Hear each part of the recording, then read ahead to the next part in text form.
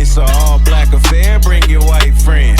Kick your feet up, roll something, let the light in. Damn, it's the 2-hour lunch break, dog, I'm locked in. So turn your speakers up a notch and grab the white gin. And when I'm on the road to the office or the crib, it's Big Zeus, St. Jude, the ones I wanna hear.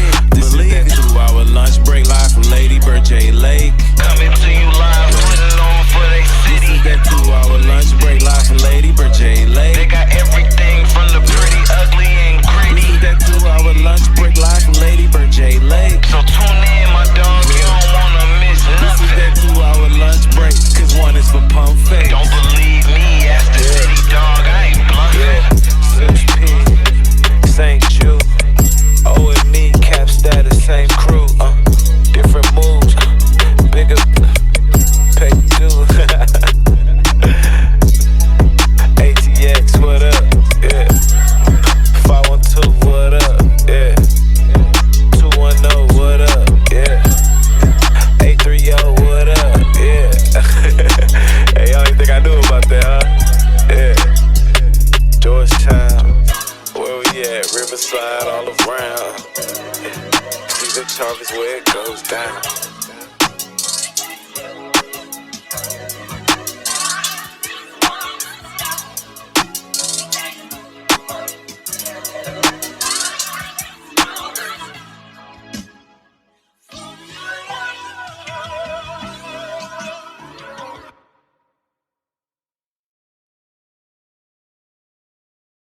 All right, man, we are back at it with another edition of Season 4 of the 2-Hour Lunch Break Podcast, a podcast for Austin, from Austin.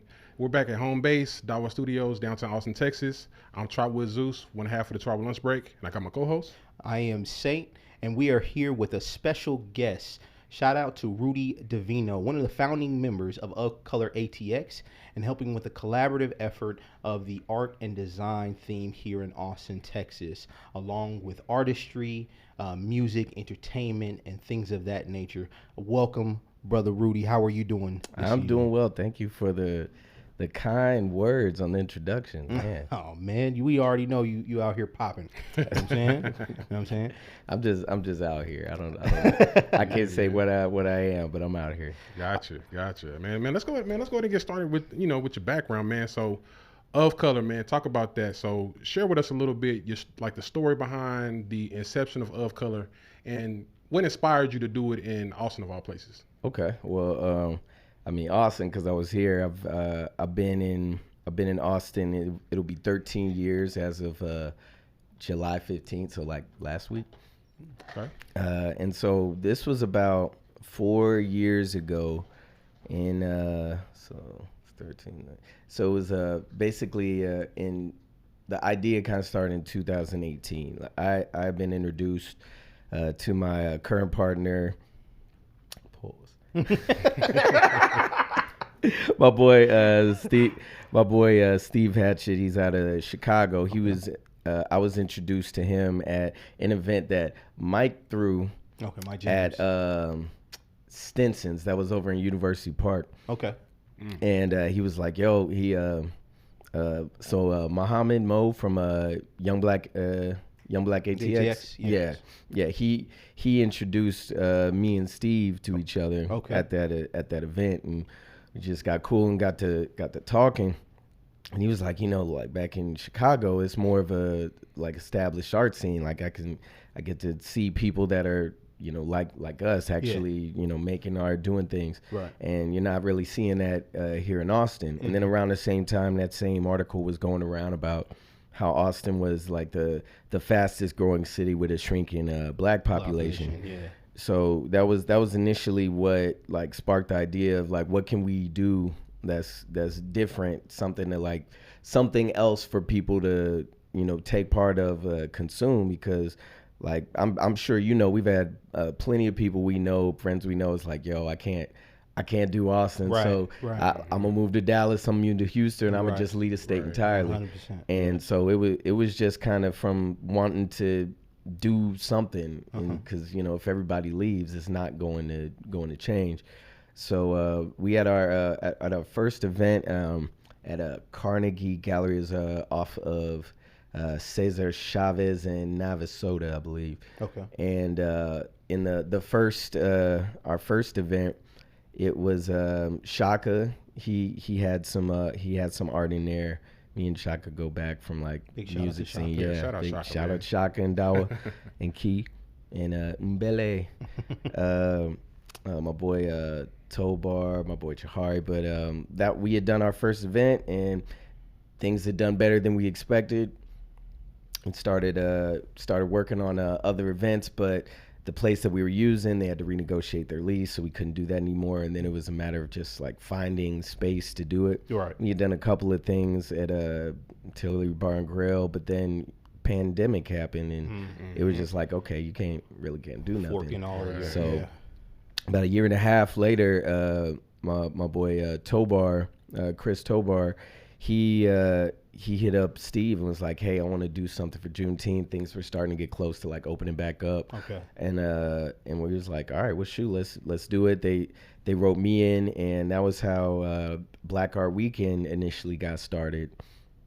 And so we did that, and it was like perfect because we were already, promoting it before they even announced that Juneteenth was a national holiday. Things were starting to open back up, and Native, which was like kind of the headquarters of where we had put it at, I'd worked a relationship that I had over there, and we were able to get it off. And then from that, it turned over into Latino Art Weekend, and we just kept doing it over and over a couple times. And then also with Asian American Pacific Islanders for a rituals event. Okay. And so that's essentially what's kind of got us like moving, or like, I suppose we're known in the scene. I don't fucking know, but people who don't know, and if not, we got a better job to do to get known. Yeah. But it's platforms like this that will open that up. just something. So Right. like Right. just trying to do something instead of just complaining about it. Right. For sure. And like we found people who were really interested in what we were doing and saw the vision, and so they were on the board. And so now Of Color is a nonprofit. Nice. Okay. And so instead of just completely changing the LLC of Color into a nonprofit, it was just easier to start a brand new nonprofit and let them keep the name. Yeah. So Of Color is now that it's a nonprofit, it's going to have more of a focus on more community things and education. And the partners on the LLC side, me, Marisa Rivera, and Steve Hatchett, we stayed on the LLC side, and we opened up a gallery called OFC Creatives in downtown Austin on Colorado and Cesar Chavez. Nice, brother. Nice. Yeah. So it seems like OFC is, and just basically Of Color is a focus on basically underrepresented organizations and communities, right, in Austin. Yeah. So just tell us a little bit more about shining the light on some of the artists' careers and or life experiences that were really impactful to both Of Color and just helped, move Of Color ATX into a more a larger spotlight. I think it's just a matter of giving people a chance and an opportunity. It's like, we don't really have much, but we're able to work relationships to get the money to put on the events. And for a lot of different artists, it was their first time getting remotely even a gallery like experience to have your work on display, and for people to see it and also purchase it. Right. Also, just aside from just on the art side, we're looking at creativity or art as a whole. So like me, I come from the music side of things. And so like music is an art. There's photography, there's poetry. So like that's why we're going more with the creatives, because they're all different types of creatives. Got it. Shoot, if you do movies, film, like that takes a certain eye and also skill set to even make those things happen. A few things that I'd heard from one person is I think it's A3C art. I feel so bad I don't remember, but he's got this really dope style, and he was saying like I was telling him like, yo, your stuff is like really good, like what are you doing right now? Like it's like, I'm still working. I was like, well, dog, like whatever you can do to find a way to do that more is Do it because like when you see somebody who has a gift and has a real strong talent, it's kind of like man, you feel bad for them that they're not doing what they should be doing. It's like clearly you should be doing this. So like whatever we can do to just give more of that platform and that visibility for people, because we're out here, and Austin tends to handpick certain artists or creatives, and those handpicked ones are amazing and great in their own light, but then there's still a lot of other talent that is here that you're not going to get the chance to really see them, because so many artists are doing it themselves, and also it's even harder to live in Austin nowadays as a creative or trying to be a full-time creative.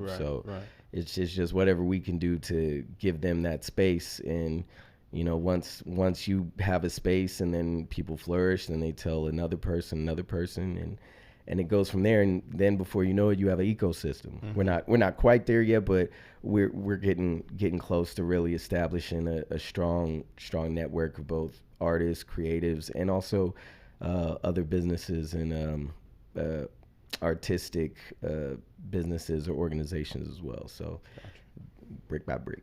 Okay. Man, let's talk about Latino Art Weekend, man. So I know it was a really significant milestone for OFCOLOR. Could you walk us through like the experience and the response from the community and the artists that were involved? Oh man, Latino Art Weekend, that was a great, it was a big step. Us getting some, television pub.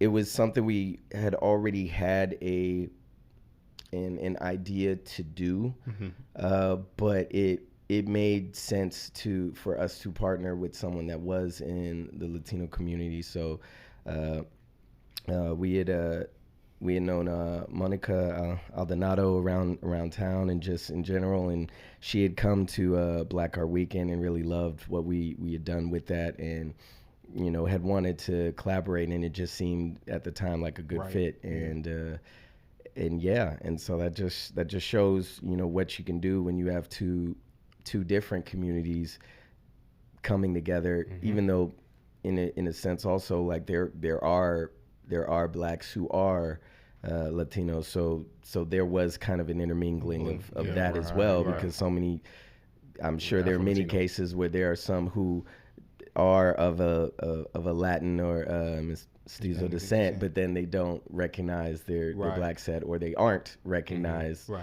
for having their black side. So it was a beautiful thing. Like, I feel like all of our events at some point they're stressful because it was new things. So like Black Art Weekend, that was the first time we did that, and then we tried to do it again with Latino Art Weekend, but we did it even bigger, so that it being bigger and at several different locations had its own issues and problems, especially when it's your first time dealing with those issues and problems. But I can at least say, it's just trial and error. So each time it gets easier, because it's like, okay, I know exactly what to do and what not to do. And then even still you'll find new things that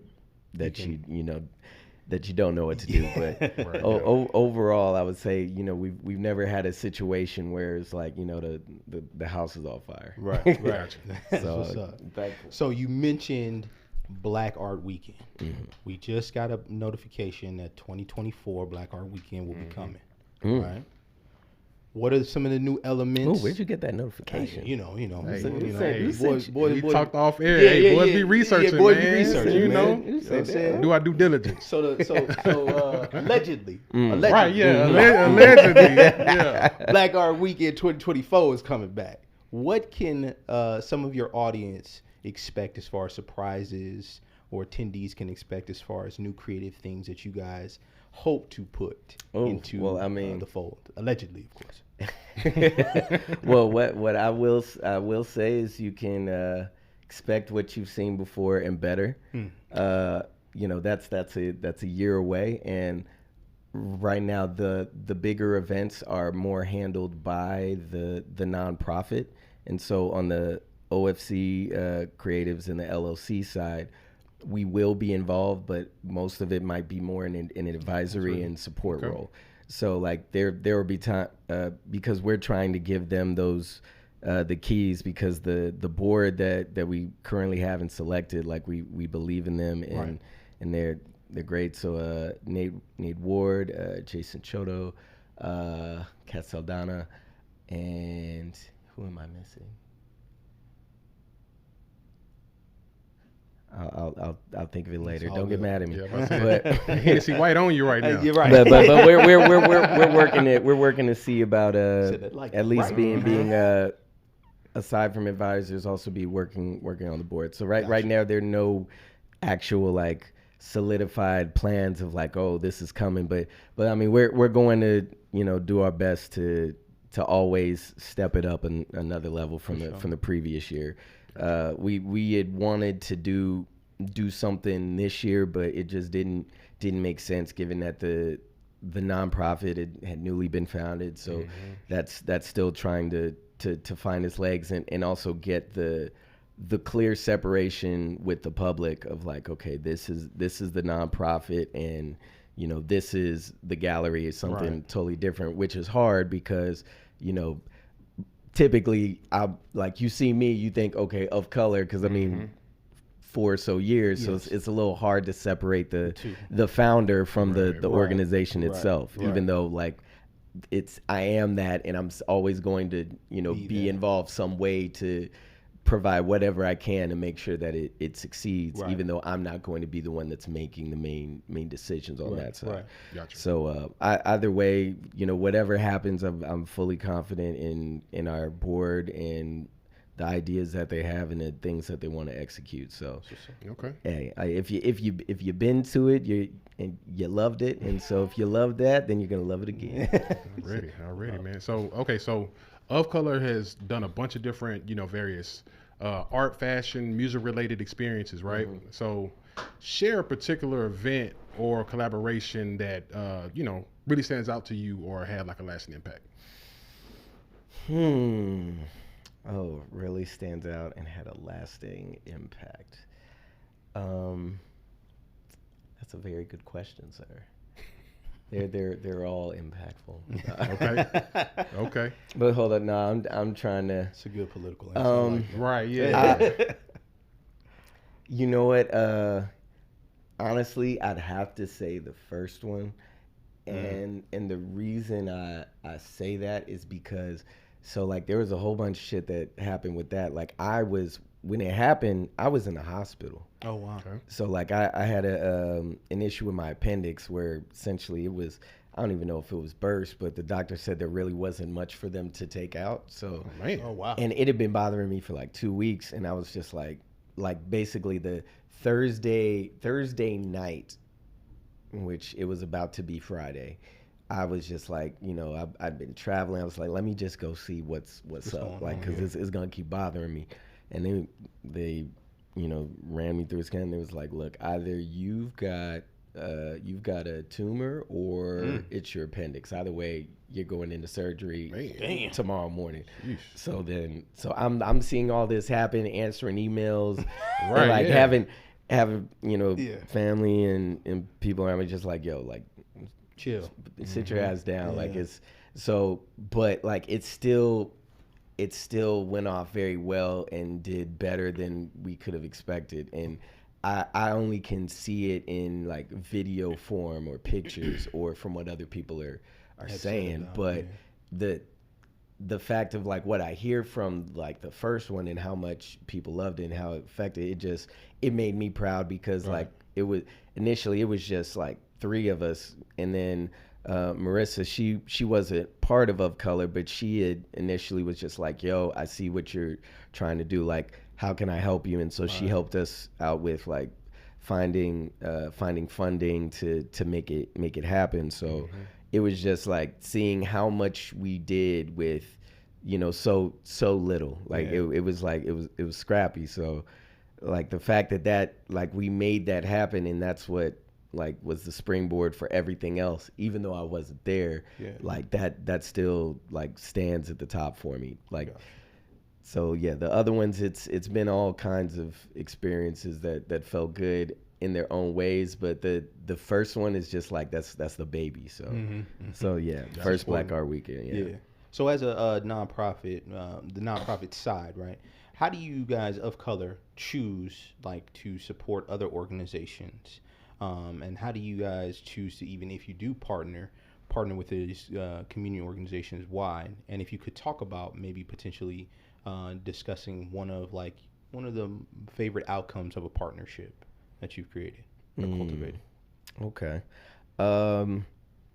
So at least kind of in the murky side of it, going from like the LLC to the nonprofit, we did get a partnership with NetSpend, and that was to provide scholarships for Black students at ACC. So it was there were a couple things happening, and so we had to do some pivots, but right now we're working on that. And it was always something like just thinking like grandiose, like, man, okay, after we do this, eventually, like we want to do something that's more in the community other than just like, hey, we're throwing a party or we're throwing an event. It's always great when you make connections and meet with people, and the people that they work for or their connections see the value in what you're doing and want to support it. And so it just feels good to be in a position to help someone else, aside from, taking the sponsorship money that we get and basically infuse it back into those communities. So like for, any Black Art Weekend, Latino Art Weekend, rituals, we always make it a point that, all right, well, if this is going to be a Black event, then we need a very large majority of all of our vendors to be Black. Right. And generally it's the only case where we don't use somebody that's from that particular community is when either like time constraints, and it's just like, hey, I just have to go with the person I know who I know is going to just get the job done. Or if it comes down to, we're really we're looking at the budget and it's to a point where it's like, well, we have to go with this other option. But in every event that we've ever done, it's always at least been 80 to 90% for that particular community. So Black Art Weekend, 90 plus % Black vendors. Latino Art Weekend, same thing with rituals. So it's all about, of course, like bringing entertainment and having a good time, but it's also like, what can you do to give back? Because it's like, well, hey, it's not my money, so I might as well make this happen and also help support other people as well. So so yeah, that's where it is. Okay. So we had talked about it off air. So you moved around a lot, like as a kid before settling in Portland, right? And for a lot of people that don't know, you're an Army brat, right? And I'm sure that's influenced like your worldview. So tell us a little bit about like how a diverse upbringing like that shaped your approach in promoting like diversity and inclusion of color. Okay. Well, being an Army brat, it's like I'm second generation. So like my grandfather, my mom's father, he was a sergeant. Okay. Drill sergeant. So me and my mother were born in Germany. Okay. And then my mother had joined the Army and met my father in the Army in Germany. Oh, wow. Gotcha. Yeah. But going from there and moving around, I was, difference for me is in most cases, I was generally like the Black kid or a few, Black kids. And I think like up until like 5th grade, it was like private school. And then we moved from Alaska to Texas. Alaska to Texas. So when it hit the summer and like the snow and ice started melting, we drove from Alaska down to Texas. That is brutal. That sounds brutal. It was. And see, my dad would always like to just have it so it's me, my dad, my mom, and my younger sister Erin. And so it'd be all of us, then whatever we had in the car, than whatever shit he had packed up in them little like kangaroo containers on the top of it. So yeah, my dad would always wonder like, oh, why aren't y'all like doing road trips? It's like, I'm cool with a road trip. I just don't like riding with all the shit. Right. Yeah. So it's like I want to be if I'm gonna be in this car, I want to be comfortable. Right. But so yeah, like once I got to Texas, so my dad was working in Fort Hood, St. Killeen, went to Rancier Middle School, and then left from there and went to Belton Middle School. And then my parents split. My dad stayed in Texas. Me, my mom, my sister went back to Portland. And so I would always come back and visit Texas. And I'd even come back for like half my junior year. And then my dad's mom, my grandmother, she was back in Portland. She had cancer. So then we all left and went back to Portland. Okay. But then eventually my dad came back to Texas and had been here. So Texas has always been a second home for me. But as far as diversity, that's just the thing is like, I'm from Portland, which is a very white state. Like back in the day, like, historical tip, they used to advertise Oregon as a haven, like because white flight, right? So it's like, hey, you can come out here. Ain't no niggers. And at one point, Portland used to have the highest membership of the KKK on that side of the Mississippi. Wow. Oh, wow. Yeah. So it's funny, like Texas and Oregon are very similar. Because like even though Oregon is, in Northwest, they're still country. Right. And so there's still people who have farms. There's still cowboys and stuff, but it's just a completely different kind of, but then there's also hippies and then, but it's just having to be that one person and always having to, move and maneuver through spaces. It's just like I'm used to it. So I'm cool with going in a place where there might not be a lot of people who look like me. I'm used to it. That doesn't mean I'm not cautious about that. Yeah. But I also don't let those types of things prevent me from enjoying other things that might not specifically be meant for me. And I think that's one thing I want more for blacks as a community and as people is not to be entirely closed-minded, because we tend to miss out on a lot of opportunities and things that we might thrive in or we might want to be a part of, just because we see it like, oh well, that's this type of white people shit. Even though I'm not necessarily in a rush to go try and skydive or nothing like that. There's always a limit, but but I like to immerse myself when I can in other spaces and other cultures, because there's always something that you can learn, and they can learn from you. So absolutely, just not be stuck pigeonholed. So RuDi, tell me, I'm curious. I want to know, when did you get bit with the creative bug? Was it back in college, North Carolina A&T, by the way? Aggie pride. Yeah. Was it while you were on your long road trips with your family? When was this creativity is in me and I gotta give it to the world? Man, the thing was it was always in me, but I never wanted to necessarily give it or show it to the world. So like when I was young, like dancing was my shit. Aside from that, like my dad, he had put me on to comics. Like he was into comics, so me and my dad would always just go and get stuff every Tuesday, and so I would just sit at home and just like read comics and draw. So like that.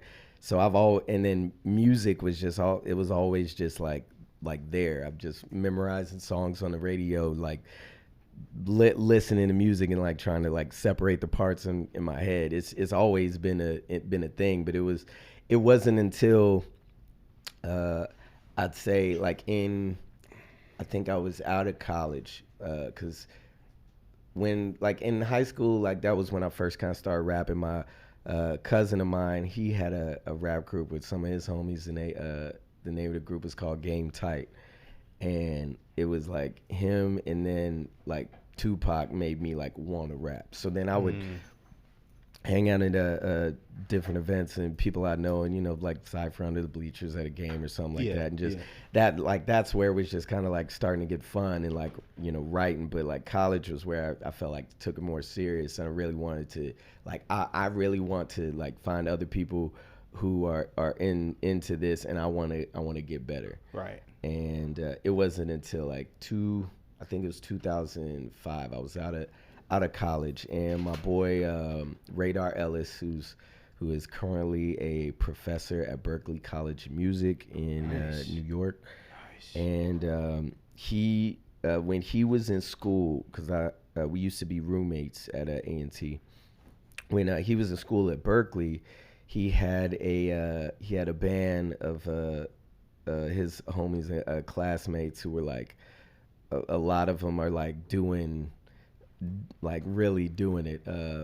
One Igmar Thomas, Igmar, he is he's a MD, the musical director for Lauryn Hill's band. Word. Okay. Yeah. And he's doing big things. But their band, the Fundamentals, they had gotten invited to play at NBA All-Star Weekend when it was in Denver. So this was it was either like 2005. So so that's like that. Stuff, so and he was just like, yo, like bro, if you can get a ticket, right? Like, get out. Right. And I'm like, Put me shit. on. Yeah. Shit, like I did it. So like and we had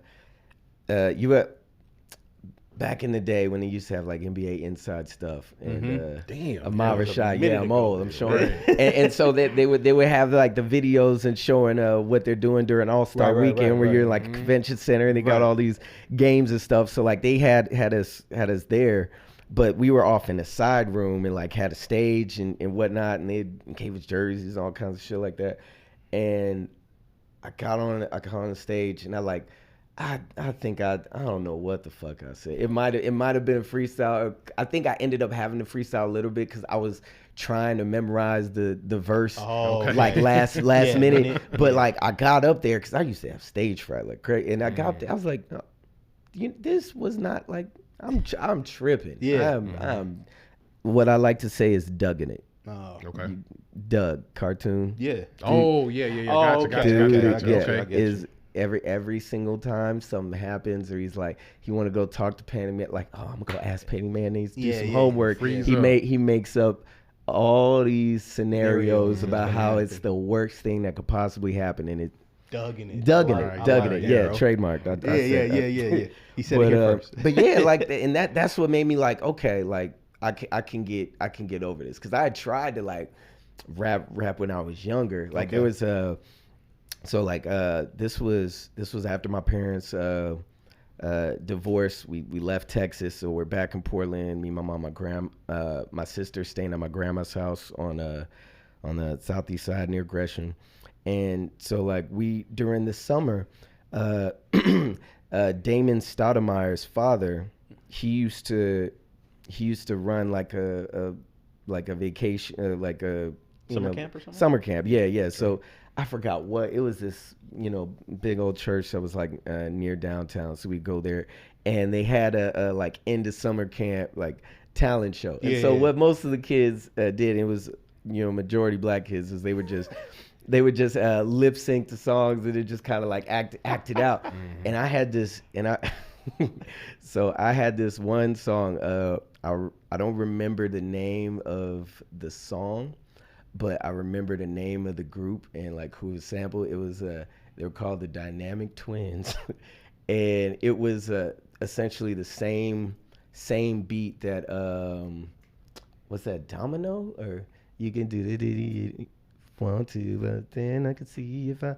Okay, yeah, deep cut, yeah. Okay. And so. Dynamic Twins, by the way, is a Christian rap group because my father used to be a minister. Amen. But either way, God, I knew that shit backwards and forwards. Yeah. Like you couldn't tell me I didn't know it. So like we're in the church, we're in the chapel, and I'm pretty sure it used to be a Catholic church because like the way the steps were up. So I remember I was like, hey, gave him the tape because it was single, so it had the instrumental on the other side. Ready. Flip that boy over. And so like and people was feeling it. I was feeling myself, and I got like maybe like 4 steps down, and I froze like. And stuck. No. Like froze. Didn't do nothing and just like ran off. Damn. Ran. And I knew I knew you it. flame. You was ready. I knew it. Damn. I was ready, but I wasn't ready. Damn. So like that is it's always been there. It's just a matter of just getting over myself and just not even caring, because there are like all you creatives, because I know we all do this shit. I'm pointing at you and I'm looking at you. You.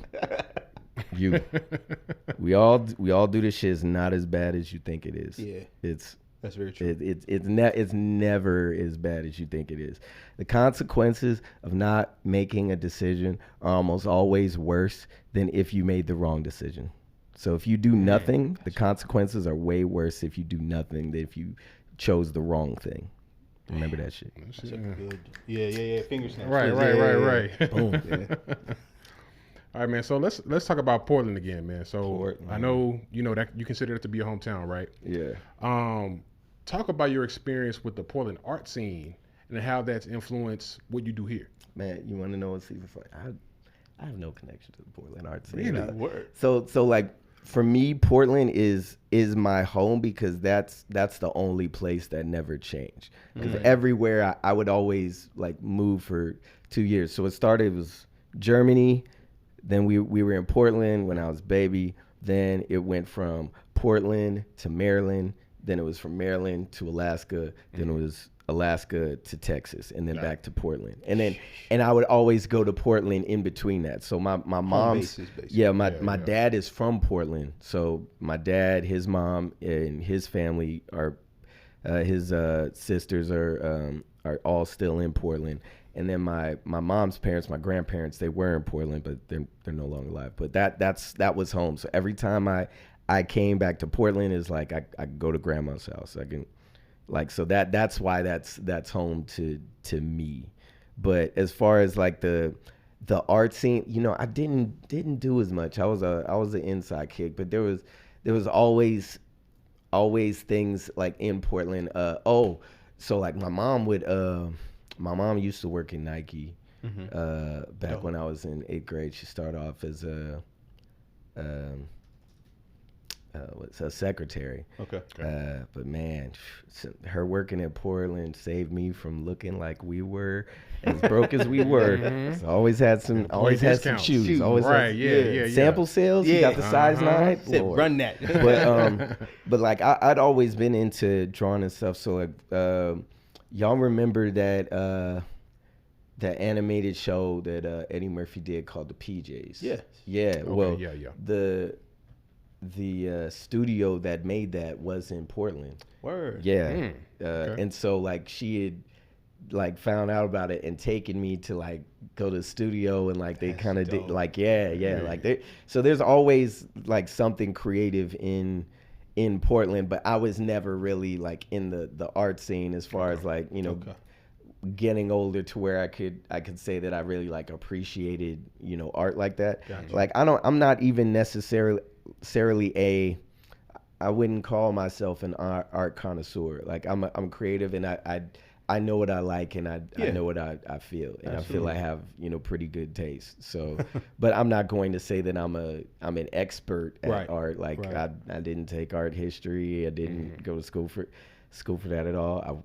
Sometimes I wish I did, and maybe in my older age I might, but yeah, I really wasn't much on the art scene in Portland. I just know what I like, and I love creativity, because that's like it's in all I do. So that's what's up. So you also mentioned that you dabble in music and also production, and we know you did a song called Fade Out. So how does your music interest with your work as far as art, activism, coincide and correlate with Of Color?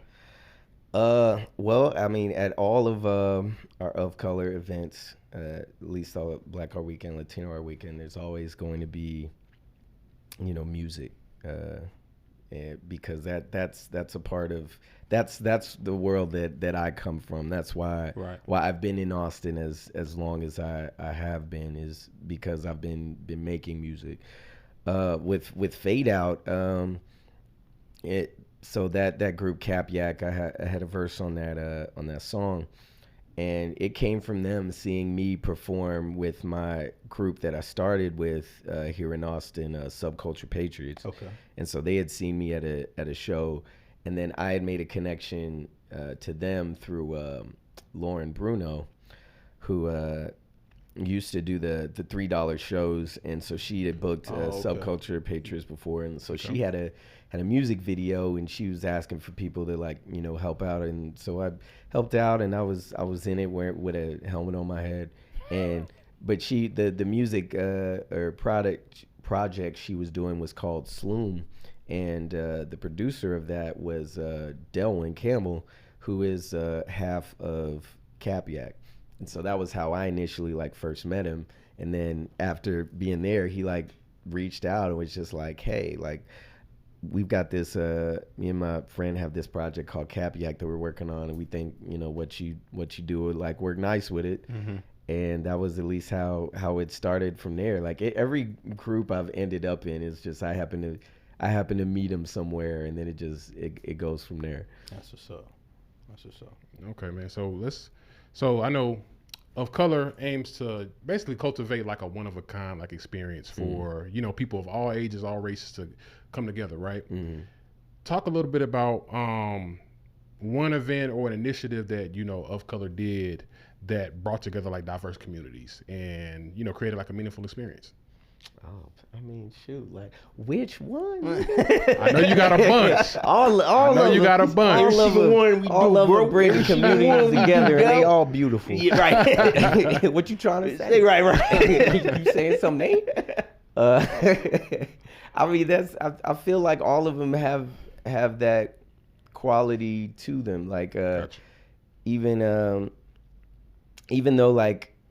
so for Black Art Weekend and Latino Art Weekend, majority of the attendants were from the communities that they were catering to, but there's still other people from other communities who can just appreciate both the art and the music regardless of what community it comes from. Yeah. So I mean, I feel like each of those events do accomplish that goal in some way to an extent. Of course, yeah, we want it to be, we always have to reiterate, yes, this is aimed to cater to this community, but it doesn't mean that everybody can't attend. We want everyone to attend, because that's how you learn about other communities. That's how you can have those harder conversations, because you're crossing that bridge into a community that isn't yours, and being willing to learn and willing to just take in what they're offering. Right. Yeah. So I mean, I think that's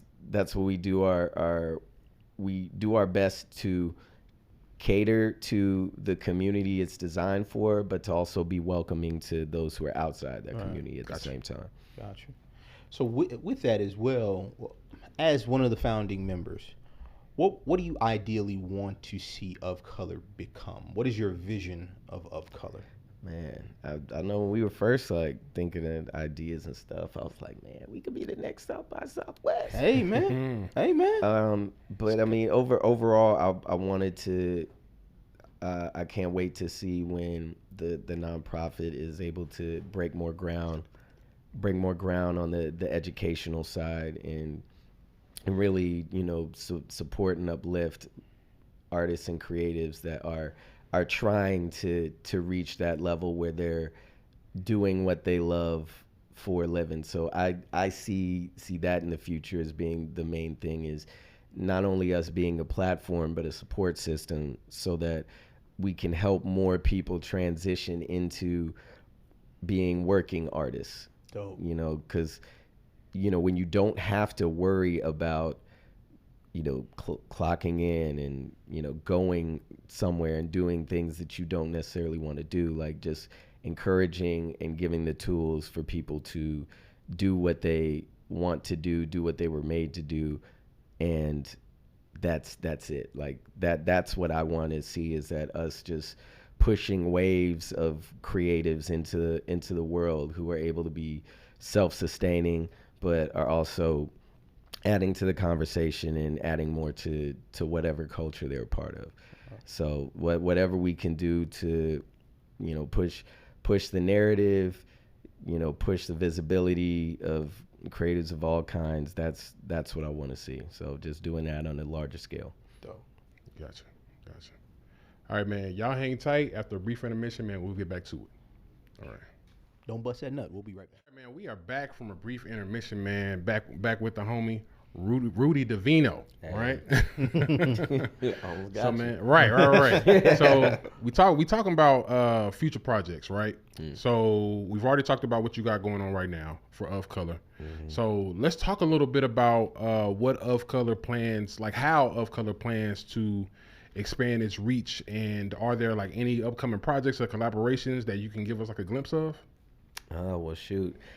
Well, OFCOLOR, what we want to do is we want to do an all colors fest, where it's like we're including all the different communities for art experience. Okay. So that's one thing that we were initially looking to do this year, but we just said actually it'd be better off for us to just hold and like wait for a year and really cultivate, like plan things. Yeah. Because something that big, we were trying to include everybody. It's gonna take some time and some planning. So we got that. Okay.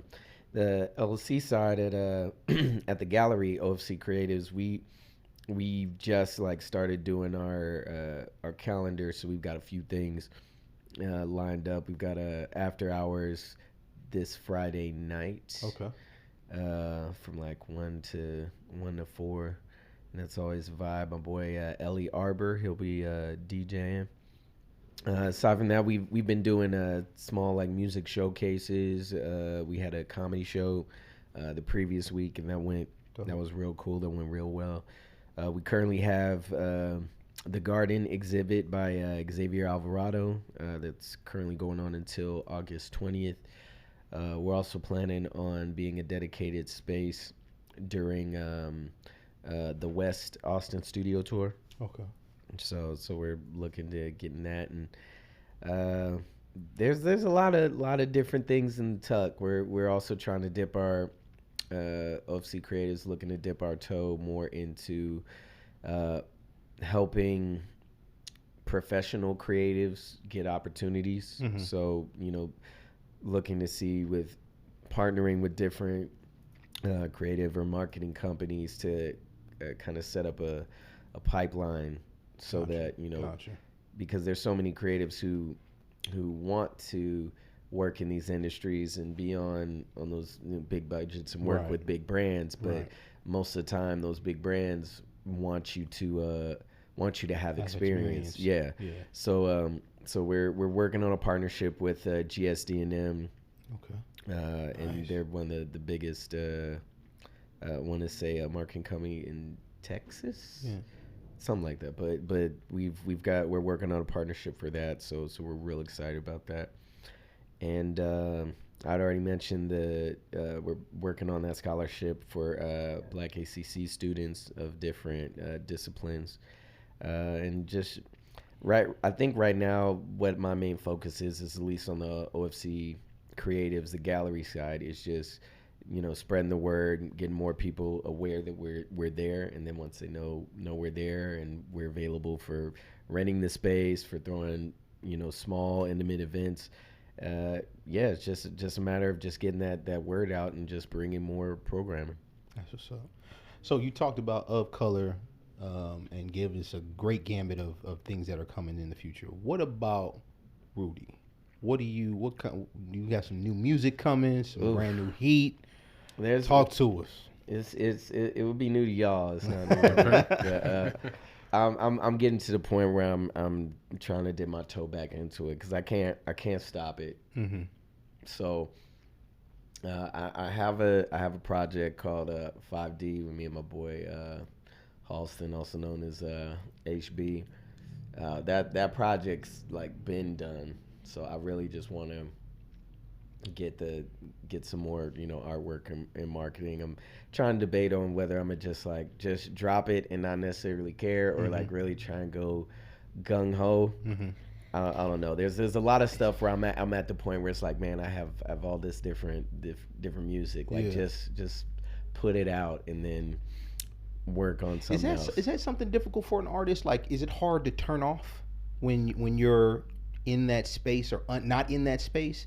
Is it hard to turn off for you, or is it something that's continuously working, or is it something that you fall in and out of like waves or So when you say turn off, what do you mean? I mean like the creative making or the creative process, where it's saying, you know, like I hear a beat or I'm listening to something, or I'm walking down the street and I'm rhyming in my head, or right, I see a painting and I'm like, oh, that inspires me to paint. Or you're in an experience and you're like, I got to write this down and talk about this. I mean, for me, I can't turn it off. Gotcha. So like I personally prefer the performance aspect more than the sitting down recording. And I think that might also be like double-edged, because it's like most times I'll be recording myself, so there's that annoyance of like, okay, I've got to do the stop and start instead of just like focusing on what. So I may consider just like going to the studio, but I'm always writing, or, you know, putting some little bars here and there, even if I'm never recording. So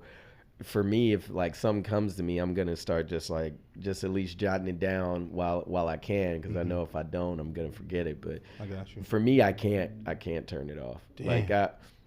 I may not be as active as I would probably want to be, but as far as the creative part of it, like that's always happening. It doesn't. And what does that creative process look like when you're like, let's say for example, you saying, okay, I've got this beat, my boy done blessed me with this beat, and he's like, I need something on here. I need you to bless the game. It depends, man. It's like for me, it's never the same, and maybe that's a problem. I need to build up a particular routine every time I approach something. But I mean, there's some times where it's like the beat, it just tells you what to do, and it's like a faucet. You just turn on, it's just coming out. There are other times I might have an idea of like, oh, I want the song to be about this, but the words don't come. So I might just have to like, all right, I'll put this. I'll put this in the tuck, and sometimes I'll come back to it. It might be months, it might be a year, and be like, oh, you know what? And then there are other times like I could write a whole song in one sitting, or if it's the easiest thing is when it's like, hey, if someone were to be like, I have this beat and this is what I want it to be about, it's like, okay, I already know what it has to be about, and I'll have to come up with everything. Oh, like if I know what it's supposed to be, like that's the easiest thing. Like, so doing a feature is way easier than trying to create a whole song by yourself, just from concept to song. Like that's the harder part, is because everything has to come from you. So wherever you're at, that's where it's going to come from. And if you're feeling a little stifled, then maybe you're not experiencing enough to where you've got things you want to talk about. So it's never the same when I approach it. It just depends on the vibe and where I'm at the time. Word life. Gotcha. Okay, man. So we got one last question, man, before we wrap up, right? So we talked about this off air. So you've been on the show, you've experienced what it's like to sit down with us. We chopped it up, share some drinks, all that. With that said, who do you think would be a good guest for the show? But before you answer, you gotta put in a word for us with that person. So it gotta be like somebody in your phone you can put us in the door with. Man, who don't I have in my phone? Man, it's Wouldn't it be crazy? He'd be like, "Oh yeah, Drake might be a good right." person. Yeah, he's like, yeah, I got Shaq, man. Shaq. Yeah. That's my no cousin. offense, but if I had Drake's phone number, I would not be. I mean, hey, y'all wouldn't even know me. I knew. Who is this nigga? on the cool. Said me and Drake. Oh, I mean, shoot, I'm already on the like art tip, so I mean, I can think of like Xavier Alvarado, homie who's got his exhibit in our place right now. Like, Okay. it's real cool. He's got a great story. Like his father was an artist, so like he already like grew up in it, but then he took the step to do it himself, and yeah, and he's an actor, and so like yeah, he's very very interesting, has a very unique background, so I would absolutely plug y'all with him. Okay. Sounds I'm about to say, Xavier, man, tap in with us, bro. Yeah. Don't forget. So do us a favor. Give us your social media handles. Give us your plugs. Where can people find you? All right, yeah. Mine's is on Instagram, GoRuDi, GORUDI. For the gallery, it's OFC.creatives. And for the nonprofit, it's _ of color ATX. But if you follow GoRuDi on Instagram, every one of those and the groups that I'm in are in my bio, but we all know nobody actually looks at bios. Because I could tell you how many people would be like, "Oh, you started UpColor?" The link tree is in the bio. At a certain point on the UpColor Instagram page, all of the founders' names were in the bio. I was like, "How do y'all miss me?" Not paying attention. But you know, like I typically play low key, so I get it. So, but yes, go RuDi. All right, man. Well, that 2-hour lunch break. Right. I say, man. Well, that wraps up, man. This edition of the 2-hour lunch break podcast, man. Once again, shout out to the homie RuDi Devino for sitting down, chopping it up with us. Appreciate you. Shout out to our production behind the boards, man. The homie Ever. You can find him at Cafe Yodo. Salute to our home studio, man. Dawa Studios, where we at right now. Episodes of the 2-hour lunch break can be found on all streaming platforms. We can be found on Instagram at 2HLBpod, and you can find us on Twitter at 2-hour lunch. Thank you for tuning in. We out. Peace. Deuces.